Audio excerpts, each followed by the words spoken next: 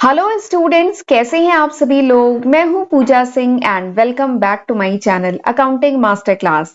And इस समय हम डिस्कस कर रहे हैं subject SAPM, that is security analysis and portfolio management का ये जो सब्जेक्ट है ये इस समय हम डिस्कस कर रहे हैं।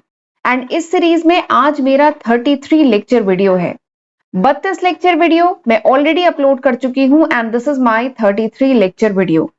तो चलिए एक बार शॉर्ट में आपको बताती हूँ कि इस लेक्चर में हम क्या क्या पढ़ेंगे एंड जो पिछले लेक्चर वीडियोस थे उसमें हम क्या पढ़ चुके हैं।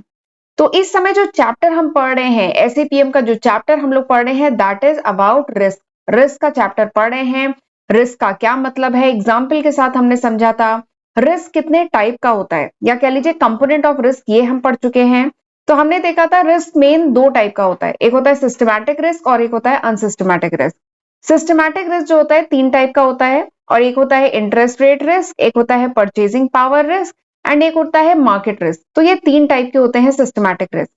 अनसिस्टमैटिक रिस्क दो टाइप का होता है, एक होता है फाइनेंशियल रिस्क एंड एक होता है बिजनेस रिस्क। तो अनसिस्टमैटिक रिस्क दो टाइप के होते हैं। ठीक है, यहां तक समझ में आया। तो ये सब हम पढ़ चुके हैं। फिर लास्ट लेक्चर से मैंने रिस्क का कैलकुलेशन स्टार्ट किया था कि रिस्क हमने पढ़ तो लिया कि क्या होता है, क्वालिटेटिव टर्म में हमने रिस्क पढ़ लिया, बट रिस्क को नंबर के फॉर्म में, क्वांटिटी के फॉर्म में कैलकुलेट करना बहुत जरूरी है। तभी आप कंपैरिजन कर पाएंगे किसी दो सिक्योरिटीज को। ठीक है, तो वही हमने रिस्क का कैलकुलेशन करना शुरू किया था। तो स्टैंडर्ड डेविएशन एक स्टैटिस्टिकल टूल है जिसकी मदद से we can calculate the risk. तो स्टैंडर्ड डेविएशन क्या होता है, इसका क्या सिग्निफिकेंस है, कैसे कैलकुलेट करते हैं, ये सब मैं आपको बता चुकी हूँ। इसके साथ ही हमने CRL लाइन, CRL मतलब कैरेक्टरिस्टिक रिग्रेशन लाइन के बारे में पढ़ा था। इसका क्या मतलब है, क्या सिग्निफिकेंस है, इसका ग्राफ क्या होता है, वो सब हमने पढ़ा था।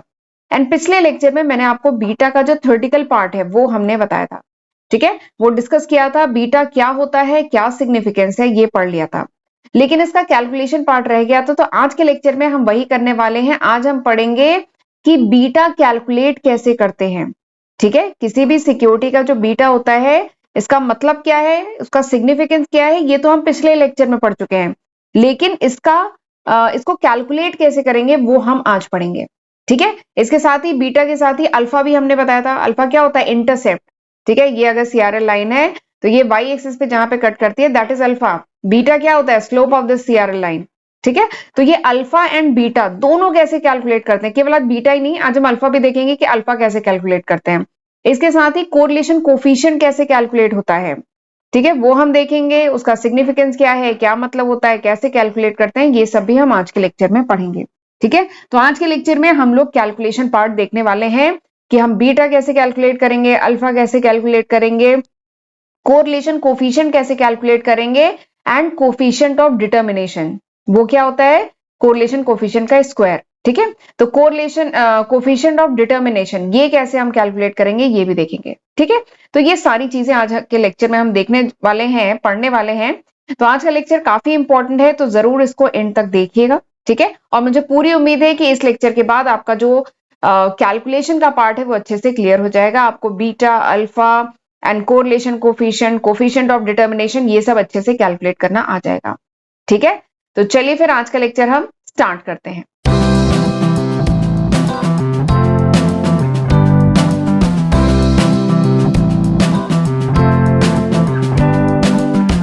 तो पिछले लेक्चर में मैंने आपको बीटा बता दिया था, बीटा होता क्या है। तो beta is the slope of this CRL line. ये जो CRL लाइन है इसका जो स्लोप होता है दैट इज बीटा। ठीक, बट बीटा बताता क्या है, तो beta gives the relationship between market return, ठीक है, between market return and stock return. ये जो स्टॉक का रिटर्न है यानी किसी पर्टिकुलर एक्स कंपनी का जो रिटर्न है, और जो हमारा इंडेक्स है निफ्टी या सेंसेक्स, जो भी मार्केट का इंडेक्स है, इसके इन दोनों का जो रिटर्न है, इन दोनों के बीच में क्या रिलेशनशिप है ये पता चलता है किससे, बीटा से। ये बात समझ में आई। बीटा क्या बताता है, बीटा बताता है रिलेशनशिप। ठीक है, किसके किसके बीच रिलेशनशिप, स्टॉक का रिटर्न और इंडेक्स का रिटर्न।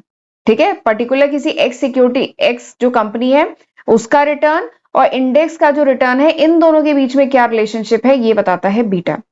ठीक, अब बीटा की कुछ वैल्यू निकल के आती है। बीटा की value, if betas value is greater than 1, अगर बीटा की वैल्यू ज्यादा है 1 से, तो ये क्या शो करता है, ये शो करता है कि जो स्टॉक है वो काफी वोलेटाइल है एज कंपेयर टू मार्केट। ठीक है, बीटा की वैल्यू अगर 1 से ज्यादा है तो इसका मतलब क्या है कि मार्केट से ज्यादा वोलेटाइल है आपका स्टॉक, और बीटा की वैल्यू अगर लेस देन 1 है, इसका मतलब क्या है, आपका स्टॉक क्या है, लेस वोलेटाइल है as compare to market. Market मतलब समझ रहे हैं, मार्केट मतलब क्या है, मार्केट मतलब index, Nifty Sensex index, that is market. ठीक, अब जैसे मैंने ये स्लाइड आपको पिछले भी लेक्चर में दिखाई थी, थोड़ा सा बता देते हैं फिर कैलकुलेशन पार्ट पे चलते हैं। देखिए बीटा की वैल्यू जैसे 1 निकल के आई है, ठीक है, +1 है, तो इसका क्या मतलब है कि जितना मार्केट मूव करेगा उतना ही आपका स्टॉक मूव कर रहा है। आपका अगर मार्केट जो है यानी इंडेक्स, हमारा जो इंडेक्स है, ये अगर 10% प्लस में जा रहा है तो आपका सिक्योरिटी भी 10% प्लस में जा रहा है, ये मतलब होता है। अगर बीटा की वैल्यू 0.5 है, +0.5 है, इसका मतलब क्या है कि मार्केट अगर 10% प्लस में जा रहा है तो आपका स्टॉक 5% प्लस में जा रहा है। मार्केट अगर 20% प्लस में जा रहा है तो आपका स्टॉक 10% प्लस में जा रहा है। तो इसका मतलब क्या है कि बीटा, मैंने बताया था बीटा इज लेस देन 1 है, इसका मतलब क्या है कि आपका स्टॉक लेस वोलेटाइल है, बहुत ज्यादा मूवमेंट नहीं कर रहा है, लेस वोलेटाइल है। लेकिन अगर बीटा +2 है, इसका मतलब क्या है कि मार्केट अगर 2% प्लस में जा रहा है तो आपका स्टॉक 1% प्लस में जा रहा है। मार्केट अगर नहीं, टू सॉरी, +2 है, इसका मतलब क्या है, दुगना, यानी अगर मार्केट 2% प्लस में गया है, ठीक है, 2% नहीं, मार्केट को हम लेते हैं 1%, अगर मार्केट 1% प्लस में गया है तो आपका स्टॉक 2% प्लस में गया है। मार्केट अगर 5% प्लस में गया है तो आपका स्टॉक कितना गया है, 10% गया है। तो इसका मतलब क्या है, आपका स्टॉक ज्यादा वोलेटाइल है as compare to the market, दुगना प्लस में जा रहा है ये, ठीक है। ऐसे ही निगेटिव में भी होगा, मार्केट अगर 5% फॉल किया, आपका स्टॉक 10% फॉल करेगा, तो यानी क्या है, ज्यादा वोलेटाइल है। तो this is the significance of beta, ये बीटा का सिग्निफिकेंस है। अब हम करेंगे बीटा कैलकुलेशन, बीटा कैसे कैलकुलेट करते हैं, ठीक है, ये अब हम निकालेंगे, ये अब हम देखते हैं। ठीक, तो इसके लिए मैं आपको एक क्वेश्चन करा रही हूँ, क्वेश्चन करिए या एग्जाम्पल के साथ हम कैलकुलेशन करेंगे तो समझ में आएगा, ठीक है। देखिए ये आपको कुछ डेटा दिया गया है, कुछ तारीख है नवंबर की, 15, 16, 17, 18, 19, ये कुछ डेट्स दी गई हैं। इन डेट्स पे जो एनएससी इंडेक्स है यानी निफ्टी जो है, निफ्टी की वैल्यू दी गई है। इन डेट्स पे निफ्टी दिया गया है, निफ्टी की जो वैल्यू है वो दी गई है। And this is AP, AP actually मैंने एक कंपनी ले लीजिए, ये कंपनी का नाम है, आपका जो स्टॉक है ना उसका नाम है एपी। आपने किसी एक्स एक्स की जगह मैंने एक्स वाई से आप कंफ्यूज हो जाते हैं, तो मैंने यहाँ पे ले लिया है, कंपनी का नाम क्या है, AP, AP is the name of the company.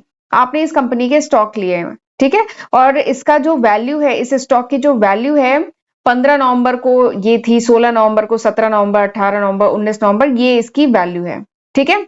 तो आपको कैलकुलेट करना है बीटा, ठीक, समझ में आ गया, आपको बीटा कैलकुलेट करना है, ये आपको दिया गया है। आपको ये जो इंडेक्स है निफ्टी, इसकी वैल्यू दी गई है 15 से लेकर 26 तारीख तक, और आपको ये जो कंपनी है एपी, इसकी वैल्यू दी गई है 15 से लेकर 26 तारीख तक। तो आपको बीटा की वैल्यू कैलकुलेट करनी है, ठीक है, समझ में आ गया। चलिए आगे बढ़ते हैं, तो अब हम कैलकुलेट करना शुरू करें, करें शुरू। तो इसके लिए सबसे पहले हमें क्या पता होना चाहिए, हमें फॉर्मूला पता होना चाहिए, बीटा कैलकुलेट करना है तो फॉर्मूला पता होना चाहिए ना। तो बीटा का फॉर्मूला है n summation x y minus summation x, ये मल्टीप्लाई समेशन वाई, ठीक, divided by n summation x का स्क्वायर माइनस ब्रैकेट में समेशन एक्स का whole square. This is the formula for calculating beta, beta को calculate करने का ये formula है, ठीक है। ये फॉर्मूला आपको पता होना चाहिए, तभी आप बीटा की वैल्यू कैलकुलेट कर सकेंगे, ठीक है, समझ में आया। एन समेशन, समेशन मतलब sum, x y minus summation x summation y divided by n summation x square minus summation x का होल स्क्वायर, ठीक। तो इस फॉर्मूले से हम बीटा कैलकुलेट करेंगे, यहां तक समझ में आया। अब आप सोच रहे होंगे इसमें एक्स क्या है, वाई क्या है, ठीक। तो मैं एक बात बता दूं, एक्स क्या है, एक्स इज द, ये है एक्स क्या है, ये एक चीज है यहाँ पे, ये जो एक्स है ना, this is small x, small x कर लीजिए, ये स्मॉल एक्स है, ये एक्स वाई नहीं है। अच्छा एक चीज मैं पहले आपको क्लियर कर दूं, ये जो है ना, ये सारा ये कैपिटल में है, ठीक है, दिस इज कैपिटल, ये मैंने यहाँ गलती से लिख दिया था, ये कैपिटल है। Summation x y minus summation x summation y, ये एक्स वाई पूरा सब कुछ कैपिटल में है, ठीक है।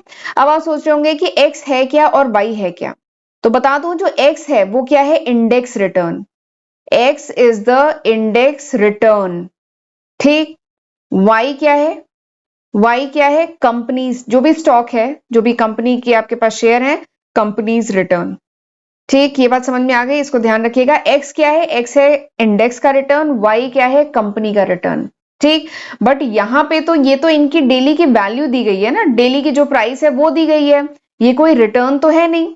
तो मैंने पिछले स्लाइड में आपको बताया था ना, पिछले लेक्चर में, कि हम सबसे पहले क्या करेंगे, रिटर्न कैलकुलेट कर सकते हैं। रिटर्न कैसे कैलकुलेट होते हैं, इसका फॉर्मूला मैंने बताया था, बहुत सिंपल सा फॉर्मूला है।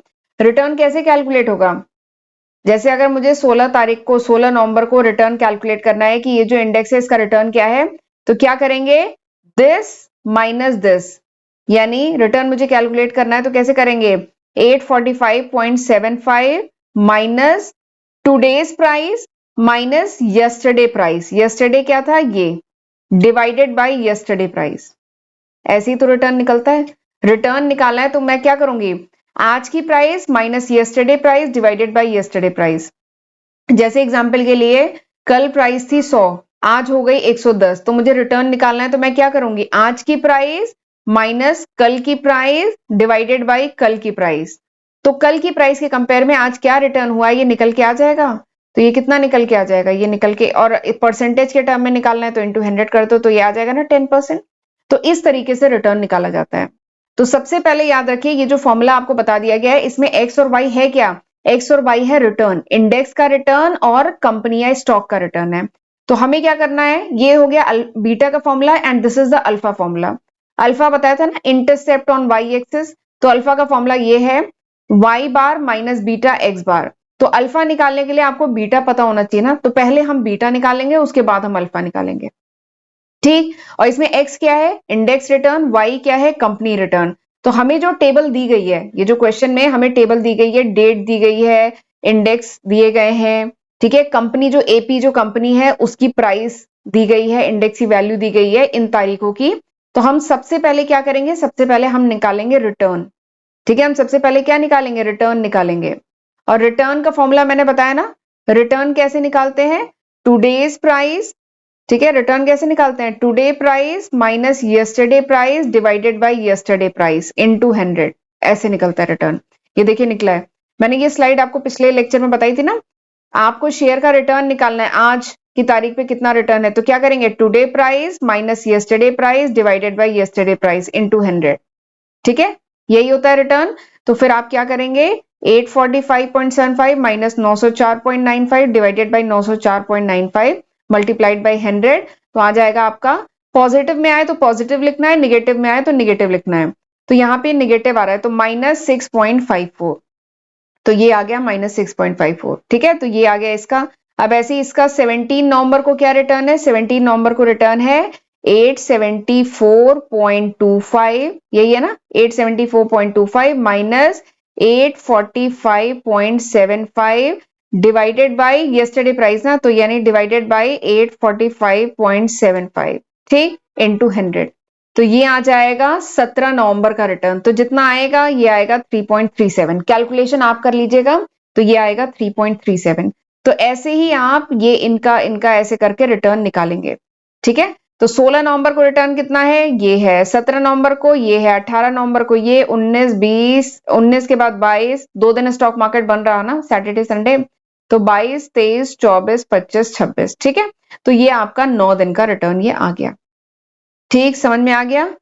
तो इस तरीके से आप निकालेंगे ये जो इंडेक्स है इसका रिटर्न निकालेंगे, और इसी तरीके से आप क्या निकालेंगे, ये जो स्टॉक है उसका भी तो रिटर्न निकालेंगे, ठीक है।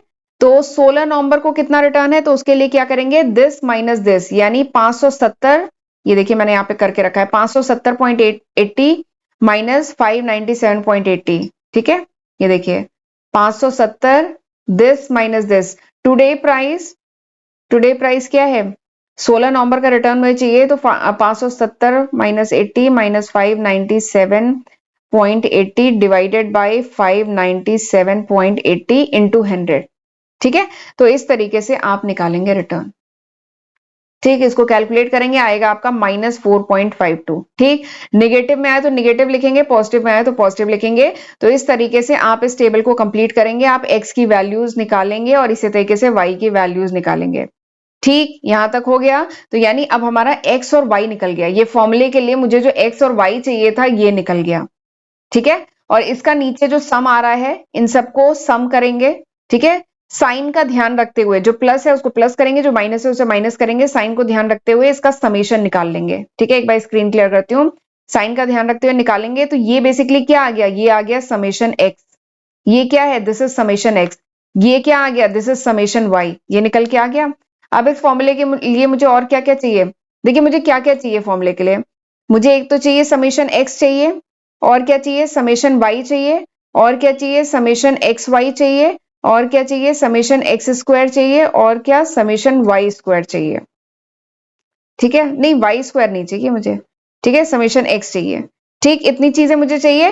तो यानी इन ये जो है कॉलम्स मैं बना लेती हूँ। ठीक, ये देखिए मैंने यहाँ पे पहले से आपके लिए सॉल्व किया है। ये देखिए यहाँ पे डेट आपको दी थी, और ये इंडेक्स की वैल्यू और कंपनी के शेयर की वैल्यू दी थी। मैंने इंडेक्स का रिटर्न निकाल लिया और स्टॉक का रिटर्न निकाल लिया। ये जो अभी पिछले स्लाइड में दिखाया था ना, इंडेक्स का रिटर्न और स्टॉक का रिटर्न मैंने निकाल लिया इस फॉर्मूले से, today price minus yesterday price divided by yesterday price. इससे मैंने ये दोनों कॉलम कंप्लीट कर लिए। ठीक है, ये दोनों कंप्लीट हो गए। ये क्या है, ये है समेशन, ये क्या है, summation x square, summation x, summation x निकल के आ गया ये क्या है, समेशन वाई निकल के आ गया ये। ठीक, अब मैंने क्या बताया था, हमें चाहिए समेशन एक्स स्क्वायर भी तो चाहिए, समेशन एक्स स्क्वायर चाहिए ना। तो हम क्या करें, एक्स का स्क्वायर कर दें। तो दिस स्क्वायर -6.45, -6.45 को स्क्वायर करेंगे तो ये आएगा 40। आप कैलकुलेटर यूज करिएगा। अच्छा एक चीज और है, मैं आपको तरीका बता दे रही हूँ। ठीक है, कैलकुलेशन तो आपको ही करना होगा। मैं ये क्वेश्चन सॉल्व कराने, मतलब सॉल्व कराने के लिए आपको केवल तरीका बता रही हूँ। क्वेश्चन आप खुद सॉल्व करेंगे। ठीक है, ऐसे ही 3.37 का स्क्वायर करेंगे 11.36 आएगा, -3.01 का स्क्वायर करेंगे 9.06 आएगा। तो इन सारे टर्म को स्क्वायर करेंगे और इसका क्या करेंगे, प्लस कर देंगे, ऐड कर देंगे। तो आपका क्या आ जाएगा, समेशन एक्स स्क्वायर आ जाएगा। ठीक, ये हमें फॉर्मूले में चाहिए ना। ठीक, और उसके बाद हम क्या करेंगे, ऐसे ही वाई का हम कर लेते हैं स्क्वायर। ठीक है, ऐसे ही वाई का कर लेते हैं स्क्वायर। और एक हमें समेशन एक्स वाई भी तो चाहिए था, हमें हमें समेशन एक्स वाई भी तो चाहिए था।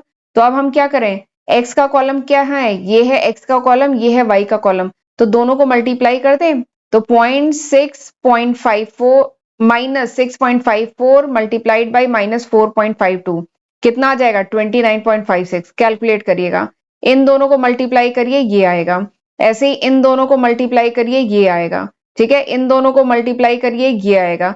तो इस तरीके से हमने एक्स वाई वाला कॉलम भी कर लिया। ठीक है, तो हमारे सारे कॉलम रेडी हो गए हैं। इनको एक चीज है, हम कॉलम रेडी हो गया बट हमें वैल्यू तो ये पुट करनी है ना फॉर्मूले में, फॉर्मूले में ये वैल्यू पुट करनी है। तो इसको ज्यादा ध्यान से कैलकुलेट करिएगा। तो ये सब हमने कैलकुलेट कर लिया। अब ये वैल्यूज उठा के हम अपने फॉर्मूले में पुट करते हैं। तो बीटा का फॉर्मूला क्या है, बीटा का फॉर्मूला ये है, उठा के पुट करें। एन क्या है, n is the number of observation. तो यहाँ पे एन कितना है, कितने कितने दिनों का रिटर्न आप यहाँ पे निकाले हैं, तो आप इसको काउंट करिएगा। ये 9 दिन है, 1 2 3 4 5 6 7 8 9। आपने जो रिटर्न निकाला है ये 16 से लेके 26 तारीख तक का 9 दिन का रिटर्न है। ठीक है, तो ये क्या हो गया 9।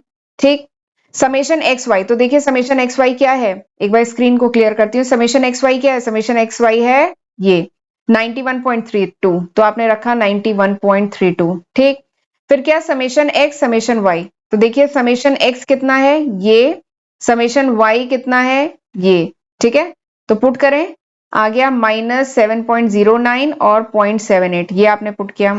फिर उसके बाद अगला क्या है, एन, एन तो हुआ 9। Summation x square, summation x square कितना है ये। अच्छा इसमें थोड़ा सा मिसप्रिंट हो गया है, ये जब मैंने यहाँ पे कैलकुलेट किया ना ये थोड़ा सा गलत हो गया है, मिसप्रिंट है। यहाँ पे होगा 82.75 आ रहा है। आप इसको कैलकुलेटर से कैलकुलेट करिएगा। समेशन एक्स स्क्वायर जब करेंगे, यानी एक्स स्क्वायर की जितनी वैल्यू है इनको जब सम करेंगे, यू विल गेट 82.75। ये 88 नहीं है, 82.75 है। इसीलिए यहाँ पे पुट किया है समेशन एक्स स्क्वायर क्या है 82.75। ये थोड़ा सा मिसप्रिंट हो गया, यहाँ पे 88 नहीं 82.75 है। ठीक, ये आपने पुट किया माइनस समेशन एक्स का स्क्वायर। तो समेशन एक्स कितना है देख के बताइए, समेशन एक्स कितना है, एक बार मैं स्क्रीन क्लियर करती हूँ। समेशन एक्स है -7.09, तो ये है -7.09, इसका स्क्वायर किया ये आ गया। अब आप कैलकुलेटर की मदद से इसको कैलकुलेट करिए, यू विल गेट बीटा कितना 1.19 आपको बीटा निकल के आ जाएगा। ठीक, 1.19 आपका बीटा निकल के आ जाएगा। तो इस तरीके से किया जाएगा कैलकुलेशन। ठीक है, तो इसका कैलकुलेशन थोड़ा सा लेंदी होता है, बट हमें तरीका पता होना जरूरी है। एग्जाम में अगर आ गया तो हमें ये कॉन्सेप्ट पता होना जरूरी है। कैलकुलेटर की मदद से आप इसे सॉल्व करेंगे तो बहुत इजीली सॉल्व हो जाएगा।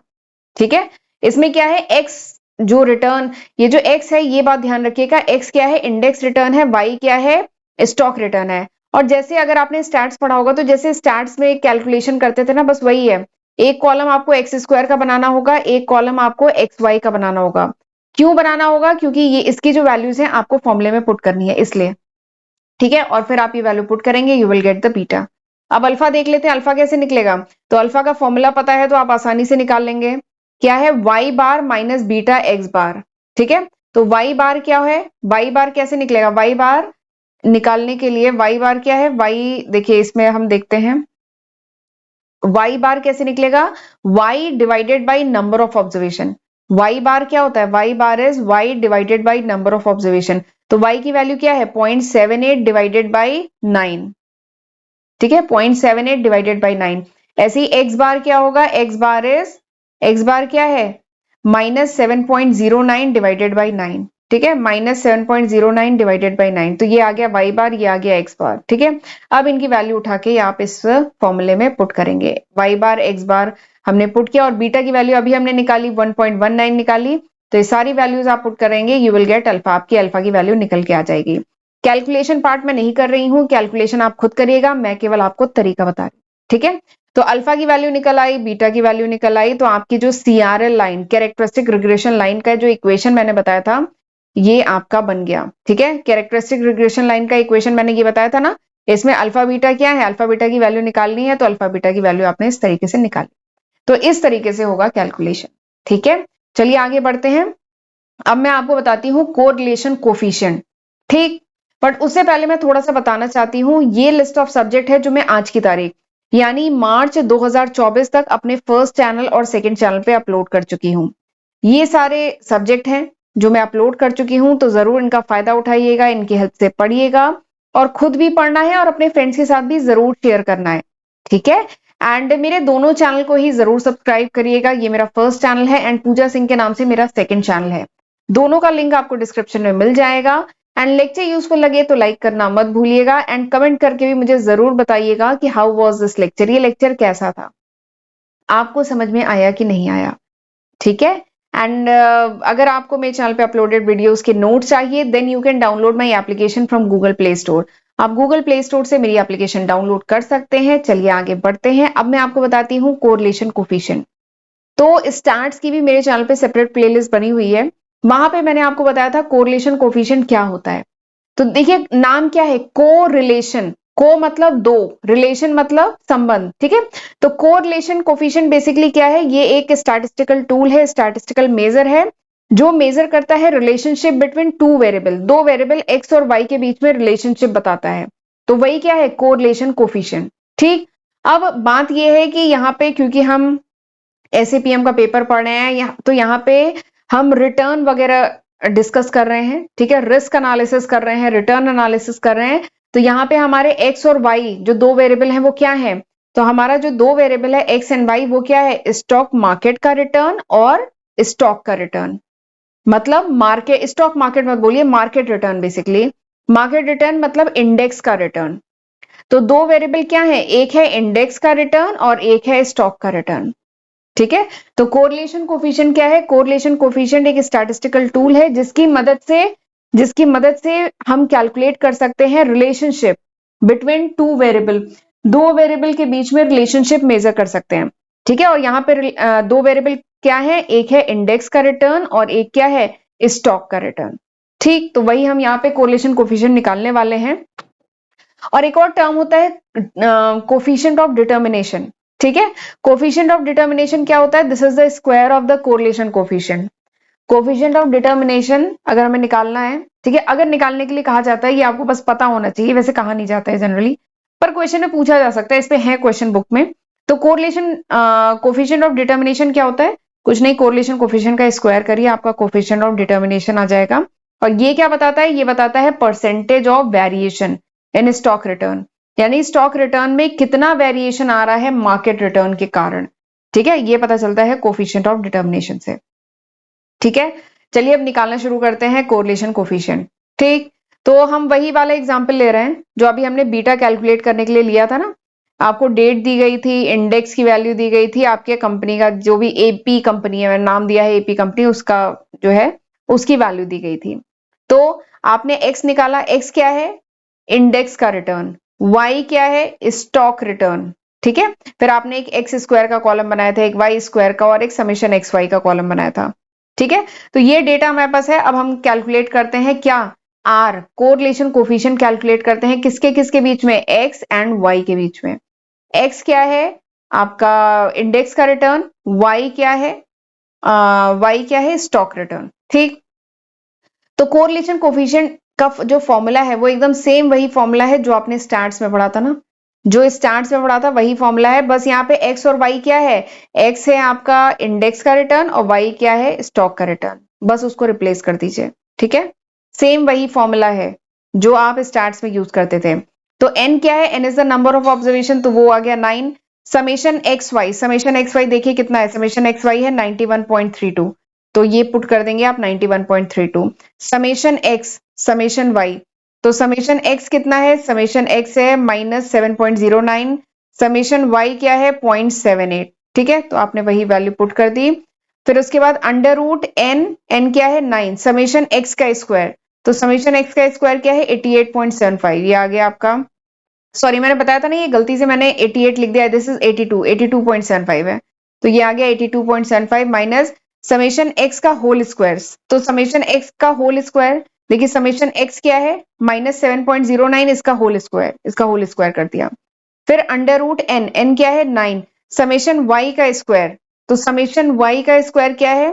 173.36।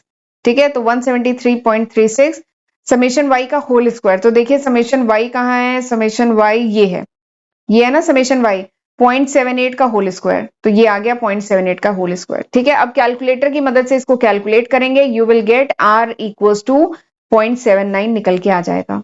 ठीक है, यानी इस वैल्यू को देख के हमें क्या समझ में आ रहा है? इस वैल्यू को देख के ये समझ में आ रहा है कि there is a strong relationship between x and y. X और वाई के बीच में स्ट्रॉन्ग रिलेशनशिप है, क्योंकि this value is very near to +1, +1 के पास है ना, तो यानी स्ट्रॉन्ग रिलेशनशिप है जिसमें एक्स क्या है? X is the index return. Y क्या है? Y is the stock return. तो जैसे जैसे मार्केट का रिटर्न वेरी करता है, एकदम सेम, मतलब काफी हद तक वैसे ही स्टॉक का रिटर्न वेरी करता है, तो स्ट्रॉन्ग रिलेशनशिप है। ठीक है, तो इस आर की वैल्यू को देख के ये पता चलता है। एंड कोफिशिएंट ऑफ डिटर्मिनेशन भी अगर आपको निकालने को कहा जाए तो आपको पता होना चाहिए कि कोफिशिएंट ऑफ कोरिलेशन को स्क्वायर करेंगे तो कोफिशिएंट ऑफ डिटर्मिनेशन निकल आएगा। ठीक है, तो हमने सिंपली इसको स्क्वायर कर दिया तो ये वैल्यू निकल के आई 0.62। ठीक है, तो इस तरीके से निकाला जाएगा। तो आज हमने काफी कुछ पढ़ा। आज हमने बीटा के बारे में डिटेल में पढ़ा, बीटा क्या होता है, कैलकुलेट कैसे करते हैं। ठीक है, और उसके बाद मैंने अल्फा के बारे में बताया, कोरिलेशन कोफिशिएंट के बारे में बताया एंड कोफिशिएंट ऑफ डिटर्मिनेशन के बारे में बताया। ठीक है, और एक बात और है, ये जो क्वेश्चन है, क्वेश्चन कराना मेरा पर्पस नहीं था, मेरा पर्पस था कि इस क्वेश्चन के थ्रू आपको क्वेश्चन करना आ जाए। ठीक है, तो चलिए फिर आज का लेक्चर मैं यहीं पे वाइंड अप करती हूँ। अब अगले लेक्चर में हम पढ़ेंगे स्टॉक रिटर्न एंड वैल्यूएशन का जो चैप्टर है वो हम अगले लेक्चर में स्टॉक स्टार्ट करेंगे। ठीक है, तो चलिए फिर मिलते हैं अगले लेक्चर वीडियो में, तब तक अपना ध्यान रखिएगा। God bless you.